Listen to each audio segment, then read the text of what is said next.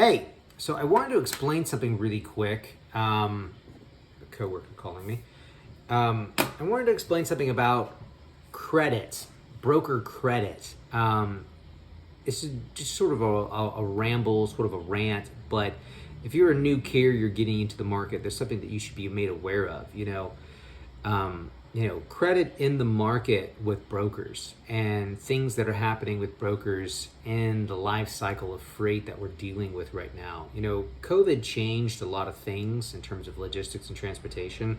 Anybody and everybody will tell you, 2020, 2021, they made a lot of money in transport, tons of money. People were like setting records.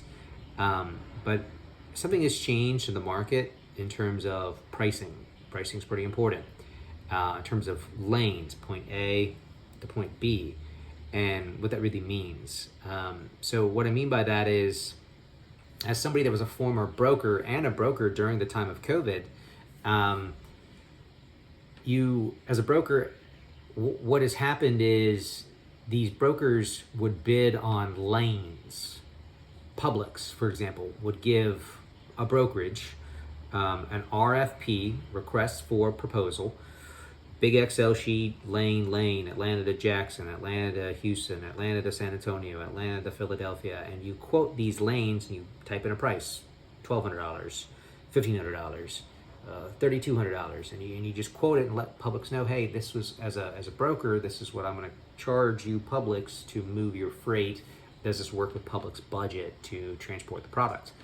And pre-COVID, pre-2020 or 2019, whatever you want to say in terms of when COVID started, quoting worked on the basis of, when I'm quoting these prices with Publix, Publix will honor that pricing for 12 months. It's good. Belongs to that broker for 12 months. Belongs to them. Ever since COVID, the seesaw has changed. And what I mean by seesaw, the pricing used to be controlled in two areas for all of time. You have brokers controlling pricing, or you have carriers controlling pricing. And this is how the market moves. Carriers are controlling pricing for these next 2 months. Brokers are controlling price for the next 2 months. And it goes back and forth throughout the course of 12 months for the year. And this is how it's been for forever. I got in the game in 2016, 2015, working for Nolan Transportation as a carrier sales rep. And this is how it's always been. You quote your lane for your customer, Home Depot, Publix, Coca-Cola, Dollar General. And those customers, they give you those lanes for the 12 months. Well, when COVID happened, pricing was crazy. People stayed home and started buying. We needed more trucks to get things transported, and it was a crazy time. Well, the seesaw, broker, carrier, controlling pricing, it changed. Customers realized, we don't need to honor 12 months for pricing. We can change pricing with this broker, with this broker, with this broker, this broker, all these brokers, hundreds of them, hundreds of thousands of them across the United States, brokerages, big brokerages, small brokerages. We don't need to give them these lanes for 12 months and honor pricing for 12 months anymore. We can work with this one broker for 1 week. We can work with this other broker for 2 weeks. We can work with another broker for 3 weeks, and then we can ask everybody to redo the Excel sheet, the proposal for quoting all these lanes on an Excel sheet from A to B and then the price. We can ask these people to rebid on all those lanes every 2 weeks. Why should we give anybody pricing for 12 months anymore? Let's just have the brokers rebid the pricing.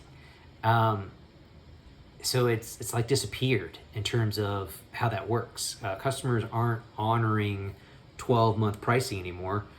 They're bouncing around 30-day pricing, 2 2 week pricing to 1 month pricing, and then it changes every month. So TQL might have Publix in, it's the month of March right now. So TQL might have Publix as a customer for March, but in April they lose them. And then in March, April, May, and then in May they might get them back. So they're getting customers, they're losing customers because somebody else is going too low or going. You get my point. They're outbidding each other.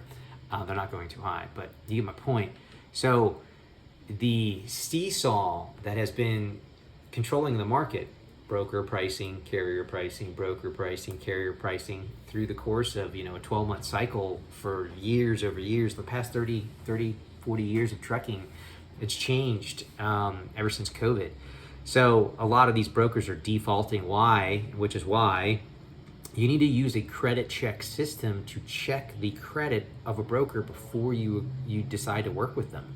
There are a couple ways to get paid for doing loads. The quickest and the fastest and the most convenient is to use a freight factoring company like myself. We'll get you paid on the exact same day that you deliver the load. It doesn't get sweeter than that. Or you can use broker quick pay, which is another option. Broker quick pay doesn't typically pay the same day of its delivery. It might pay 4 days or 5 days after the delivery. It's quicker than waiting 30 days, which is your third option. You can do factoring, same day, broker quick pay, 2 days to 5 days, or you can do, I'll get a check in the mail. You can send me a check in the mail. Check can be sent in the mail in 30 days, 45 days, could be 75 days for that payment for that broker to send it out. Because the broker's not going to pay the carrier until, I don't have enough, I'm using my fingers. So let's just use these three. You have the carrier, you have the broker, you have the customer. Well, the broker is not going to pay the carrier until the broker has been paid by the customer. The customer has to pay the broker now has the money, and the broker will then pay the carrier. They're going to wait to get a check from these guys. The customer pays the broker. Once the broker has the money, then they'll write a check and send that check to the carrier as that third option, quick pay, factoring quick pay, waiting 30 days, 75 days to get a check in the mail. It just depends on how long the customer takes to pay the broker. Sometimes the customer can pay the broker in 15 days, but the broker will be like, I'll just wait 15 more days and then I'll pay the carrier. Or the customer, Publix, maybe they take 45 days to pay the broker, and then the broker will then turn around and cut a check and send it in the mail to the carrier. That's the slowest way, obviously. The quickest way is to do factoring. But there's more than one option. But at the end of the day, I've always been a very big advocate. I am only as good as my tools. I need to be a master of my tools. And as soon as I master my tools, I'll be more efficient at what I'm able to do. And I think that's really important. And I hope that most people would adopt that mindset, that you got to master your tools. And one of the tools, order of operations of booking a load, working with brokers, is you have to verify their credit.